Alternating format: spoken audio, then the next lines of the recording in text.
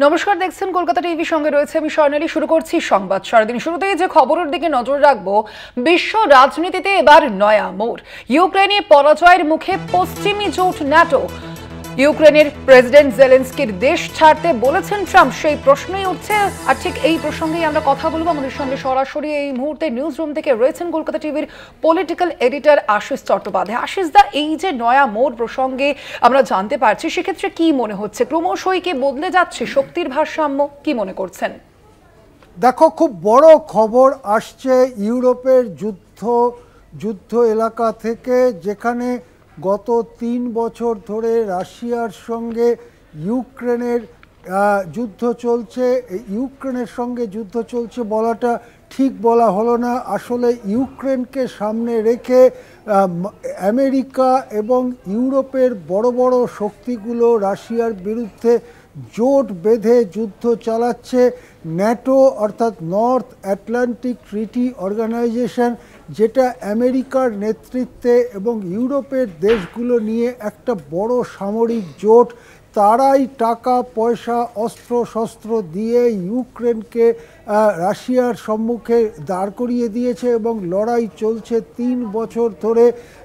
শেষ যে খবর আমাদের কাছে আসছে, তাতে হয়তো সেই যুদ্ধের পরিসমাপ্তি হতে চলেছে এবং সেই পরিসমাপ্তি বড় নাটকীয়, দারুণ চাঞ্চল্যকর পরিসমাপ্তি। কেননা রাশিয়া হয়তো আমেরিকা এবং গোটা ইউরোপের বড় বড় শক্তিগুলোর জোটকে হারিয়ে ইউক্রেনে বিজয় পেতে চলেছে। ইউক্রেনে তারা যুদ্ধ জয়ের সামনে হয়তো দাঁড়িয়ে আছে।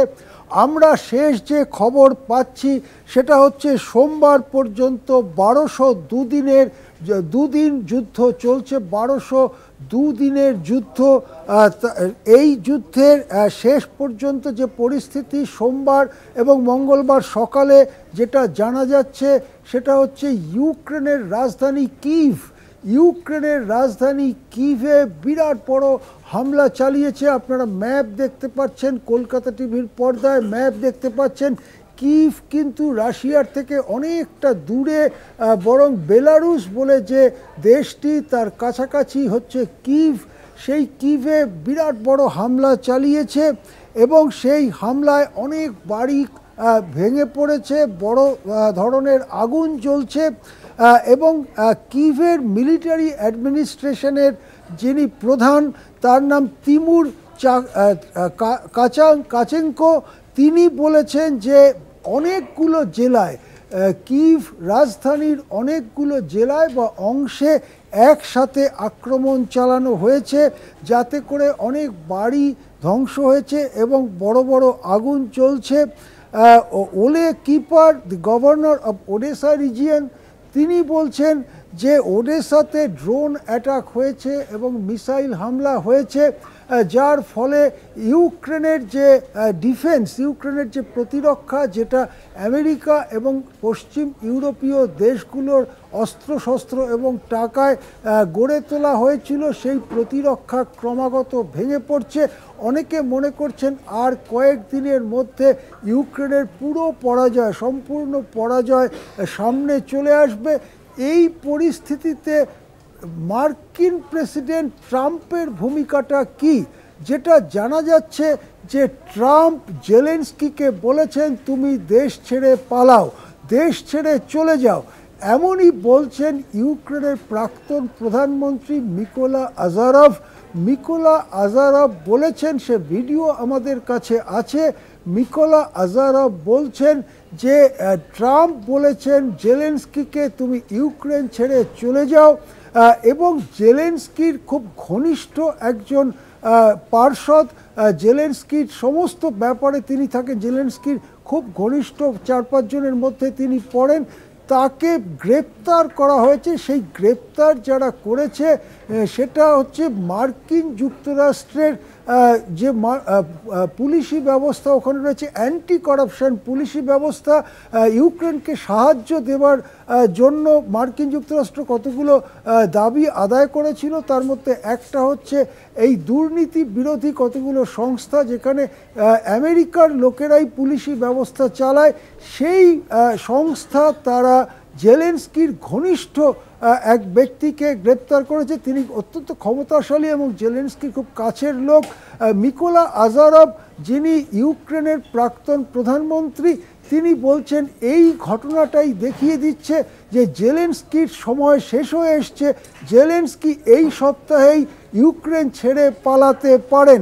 কেন এই পরিস্থিতি? প্রথম কথা বোঝা দরকার যে জেলেনস্কি যে 5 বছরের জন্য নির্বাচিত হয়েছিলেন, সেই টার্মটা 2024-এর মাঝামাঝি শেষ হয়ে গেছে।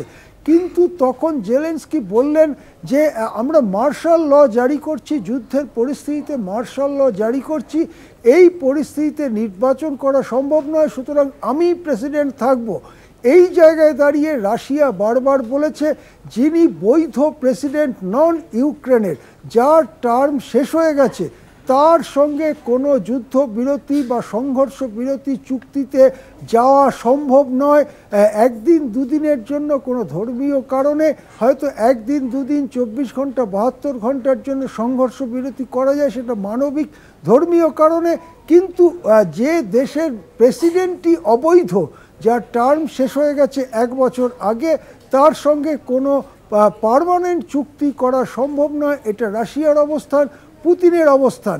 এই পরিস্থিতিতে Britain, France, Italy, Germany, Spain তারা বিপুল পরিমাণে অস্ত্র পাঠাতে থাকে। এমনকি কিছুদিন আগে রাশিয়ার অনেক ভেতরে, হাজার হাজার কিলোমিটার ভেতরে রাশিয়ার যুদ্ধ বিমান ঘাঁটিগুলোতে হামলা চালায় ইউক্রেন। রাশিয়ার ভেতরে সেই হামলা চালানোর ফলে রাশিয়ার 40টির মতো বিমান ক্ষতিগ্রস্ত হয়েছে, এই রকম দাবি করা হচ্ছিল ইউক্রেন থেকে। তারপরে রাশিয়া পাল্টা আক্রমণের ধার এবং ভার অনেক বাড়ায়।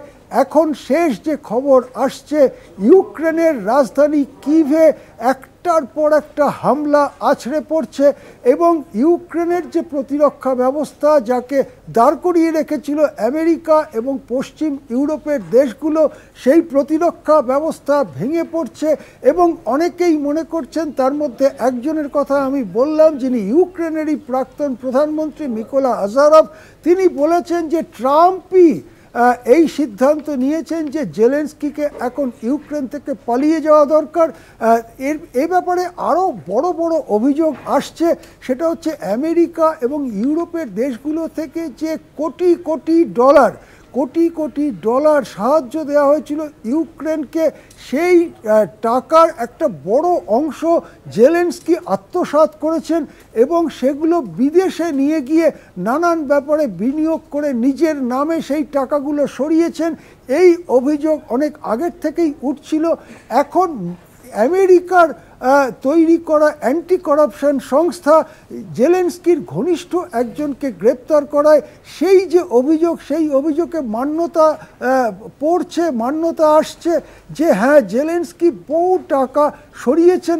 অনেকে মনে করেন জেলেনস্কি এবং তার গ্যাং সেটা হচ্ছে আসলে একটা চোর ডাকাতের গ্যাং। কোনো রকমে তারা মার্কিন মদতে এবং পশ্চিম ইউরোপের মদতে একবার ভোটে জিতেছিলেন, তারপর ইউক্রেনকে লুটপাট করবার চেষ্টা করে গেছেন 5-6 বছর ধরে। এবারে হয়তো জেলেনস্কির সময় শেষ হয়ে এলো এবং তাকে হয়তো ইউক্রেন ছেড়ে পালাতে হবে। এর সঙ্গে সঙ্গে কিন্তু বিশ্বের শক্তির ভারসাম্য বদলে যাচ্ছে। ইউক্রেনকে সামনে রেখে গোটা পশ্চিমী দুনিয়া 3 বছর ধরে রাশিয়ার বিরুদ্ধে লড়েছে। সেই লড়াইতে যদি ইউক্রেনের পরাজয় হয়, তাহলে এটা পশ্চিমী দুনিয়ারই পরাজয়, তাহলে এটা নেটো বা নর্থ আটলান্টিক ট্রিটি অর্গানাইজেশনের পরাজয়।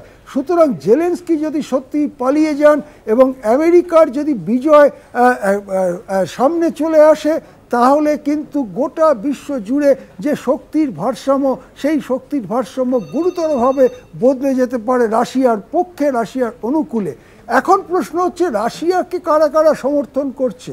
যেটা জানা যাচ্ছে, রাশিয়ার পাশের দেশ বেলারুস, তারা তো সমর্থন করছেই, পাশাপাশি চীন, উত্তর কোরিয়া, ইরান সহ বেশ কয়েকটি বড় বড় শক্তিধর দেশ তারা রাশিয়াকে সমর্থন করছে। এমনকি তারা অনেকে রাশিয়া, যেমন উত্তর কোরিয়া, রাশিয়াতে সরাসরি সেনা পাঠিয়েছে রাশিয়ার আর্মির পাশাপাশি লড়াই করবার জন্য।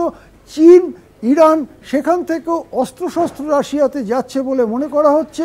সুতরাং এটা কিন্তু সামনাসামনি রাশিয়া ইউক্রেন যুদ্ধ মনে হলেও এটা হচ্ছিল চীন, রাশিয়া, ইরান, উত্তর কোরিয়া, বেলারুস ইত্যাদি দেশগুলোর সঙ্গে America, Italy, Britain, France, Spain, Germany ইত্যাদি দেশগুলোর একটা মুখোমুখি লড়াই। ইউক্রেনের মাটিতে সেই লড়াই হচ্ছিল। হয়তো সেখানে পশ্চিমী দুনিয়া পরাজয়ের সামনে এসে দাঁড়াচ্ছে। হ্যাঁ, একেবারেই আশিস দা, আপাতত ধন্যবাদ আপনাকে। আমরা কথা বলছিলাম, আমাদের সঙ্গে সরাসরি নিউজ রুম থেকে ছিলেন কলকাতা টিভির পলিটিক্যাল এডিটর আশিস চট্টোপাধ্যায়।